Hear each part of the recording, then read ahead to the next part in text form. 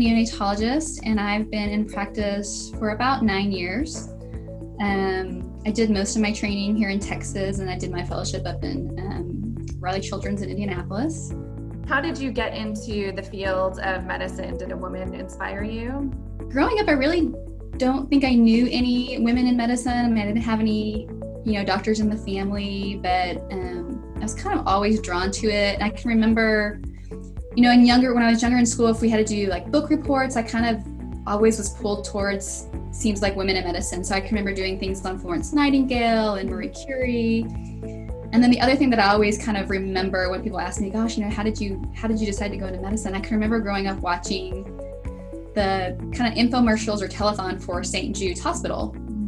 And I remember, watching those stories and listening to those families and everything they were going through, and it was inspiring and it was kind of heartbreaking all at the same time. And I remember thinking, gosh, if I could help somebody who's going through something like that, like who wouldn't want to do that? They just always talk so highly about their medical team and the hospital that they were at. And I remember just thinking, gosh, I want to be a part of that. I want to help people like that. And that's something I actually thought I wanted to go into oncology, pediatric oncology for a long time because of that. But I think that's just like one of my strongest memories about, what pulled you into medicine. What do you think it means to be a woman in healthcare today? I think it's a tricky question. I think women bring a lot to the field of medicine that maybe they just think about things differently than men do. I think it's just part of our gender. And so I think there's the things that women are kind of known for, relationship building, emotional IQ, and not that men don't have that, but definitely women bring a different viewpoint. Specifically in my field, we deal with babies, which means we deal with families.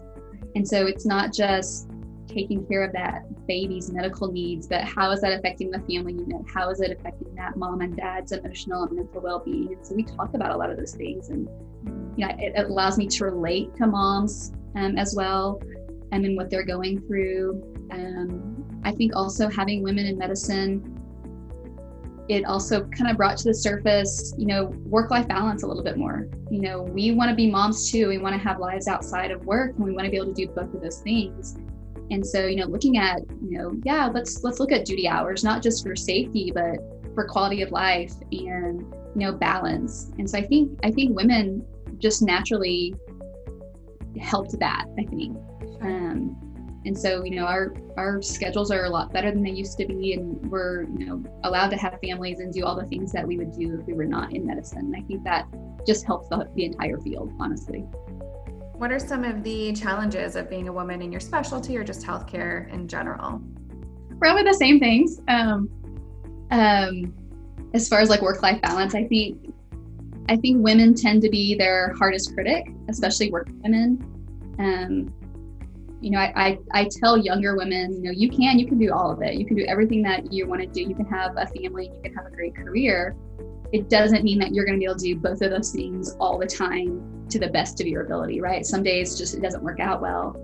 But I think women having in the past been told, oh, you can't do this or you can't do that, or you have to stay home. When we started to venture out and do those things, I think we kind of had to say, well, we have to be above the standard. We have to do it the best. We have to do it the brightest, because otherwise we're going to be told, no, you can't do that. Right. And so I think we set our bar really, really high on ourselves. And I think so sometimes the challenge is just, letting yourself not have a great day every day and not being able to be everywhere, and be okay with that Okay. And so I think just ourselves is probably our hardest challenge sometimes. What are some of the positives that come from being a woman in your specialty? I think, again, just the viewpoint that women bring to the table, and just how maybe we think about things a little differently. And, I think anytime you have, whether it's different gender, different race, or different background, everyone has different life experiences. And if we're going to be able to relate really well to all patients across the board, it's helpful to have physicians that are across the board. I think it makes everyone more open-minded. It makes everyone think outside the box a little bit more. And so I think anybody who is different in some way can really contribute to the field of medicine just based on their experiences. And women tend to have a little bit different experiences than men just in life. And so I think it allows you to relate more to certain families and certain patients, and just bring a different viewpoint. What advice do you have for women who may be applying to medical school or entering the medical field for the first time? I think my advice to women entering the field of medicine would be, don't let others write your story, right? So you're going to be constantly told, oh, you can't do that. That's too hard. Why would you want to do that? How are you going to do that? You can't do this. You can do that. You should do this. You shouldn't do that. And I think it's really easy to get caught up in that and let others kind of tell you what you should and shouldn't do. And, so do what you want to do. Do what you're passionate about. Do what you love. Don't let other people's opinion of what you should or should not be doing sway what you want to do. And part of that too is don't be scared of the hard things. So, that saying that, things that are hard are usually the things that are worth doing. So if my kids are older now and they're kind of in their teenage years, and I've told them, like, my only regrets when I think about, gosh, what do I regret in my life? It's usually those things that I was too scared to try. I didn't think I was good enough. I didn't think I was smart enough. I didn't think I could do it. And those are my regrets. So, don't be afraid. Don't let others write your story. You can lead your life however you want to do it, and you can do all the things that you want to do. You'll find a way.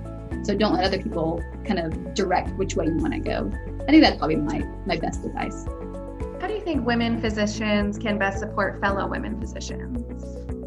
I think probably just engaging with other women, sharing your story, sharing your experiences. It can be you can feel lonely because there's not a lot of people who understand what it's like to be a woman in medicine outside of women in medicine. What does that life mean? What do you do at work? How do you manage that? What about your husband? What about your kids? How do you balance all those things? And so it can be lonely because people can't really understand, even if you're talking to them, they don't really fully understand what that means. So to have other women physicians that have lived that life and can share their challenges and their successes, and you can get feedback from and advice from, I think that's really supportive to me. So to have those women physicians that we can meet for dinner, we can grab a drink here and there, we can laugh about things that happen at work that probably other people wouldn't find funny. Right. I think that is really supportive to me, to know that there are other people who are having the same struggles, and that's okay, and that's fine. You're gonna do it. They can do it. You can do it. I think just supporting them in the workplace, but also supporting them just outside in their private lives as well. I think it's important.